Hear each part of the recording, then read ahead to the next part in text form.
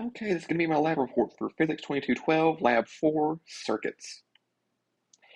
Some fundamental theorems we're going to need for this lab are the loop rule, which tells us that the voltage of the loop does not decrease. We're also going to need to know the node rule, which tells us that current in is equal to current out. We're going to need to know Ohm's law, which is voltage is equal to current times resistance. We're going to need the formulation for linearization, which can be found there. We're going to need to know that energy and current are conserved, meaning that they can be turned into light, they can be turned into heat in a circuit, but they will not be lost otherwise. We need to know the basic components of circuits, such as a battery, resistor, capacitors, and we're going to need to know how to use the tools of the lab, mainly a multimeter, which can be converted to an ammeter and a voltmeter. This one's really important because none of the TAs nor the students in this lab knew how to use a multimeter. We're also going to be assuming that EMF is equal to delta cap plus delta V voltage capacitor plus delta voltage resistors. The setup here, we're going to use various arrangements of batteries, resistors, and a capacitor to demonstrate key physics principles. In the top right corner, you can see the circuit diagram for our initial setup. We're going to have two batteries wired into an ammeter, running into a 100 ohms resistor to a 47 ohm resistor, into another ammeter, and then into the batteries again. After this setup, we will be removing one of the ammeters, running the resistor straight to the battery, leaving one ammeter in, converting one ammeter into a voltmeter, and taking several readings throughout the circuit. The next circuit, we're going to connect a capacitor to a light bulb. The diagram right here, you can see a capacitor just wired into a resistor. Here, it's a light bulb. And then we're going to wire a battery into the circuit, charge the capacitor, and then remove the battery.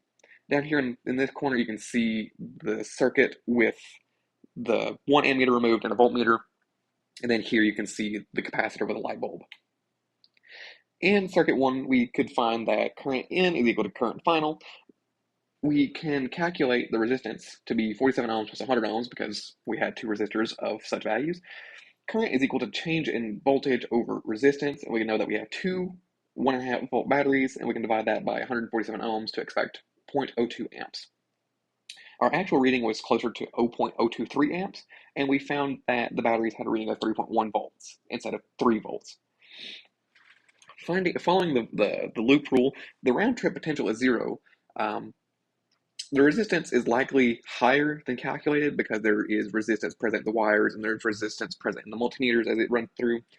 And then after this, we're going to take and read various points on the circuit to read the voltage, such as from between the batteries, from the ammeter to one side, and then across the resistors, and then from the resistors into the battery itself. In the second circuit, we initially connect a capacitor to a light bulb and observe that, of course, nothing's going to happen. And then we take and wire a battery into the circuit, let the capacitor charge, time how long it takes to charge the capacitor by observing how long it takes for the light to turn on or turn off, and then remove the battery from the circuit and let the capacitor discharge. When we had a 6.5 ohm resistance light bulb, we could see that it took 16.8 seconds to charge and 24.6 seconds to discharge, and when we had a 1.3 ohm light bulb, we had a charge time of 6.9 seconds and 8.33 seconds to discharge. Conclusions and sources of error, we know that there is going to be more resistance in the circuit than you would expect. The wires themselves are going to have resistance. Every component is going to have resistance. The batteries themselves will, the ammeters will, and of course the resistors will.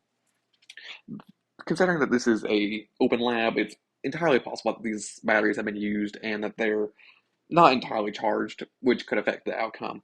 And then we can also just know that the node and loop rule are important tools in observing and calculating different properties of a circuit. What if you were doing this lab in real life and used an actual ammeter instead of an ideal ammeter? Well, considering we did this in real life, we know that the ammeter itself would have resistance that would affect the current, which would result in a lowered current because of the high resistance.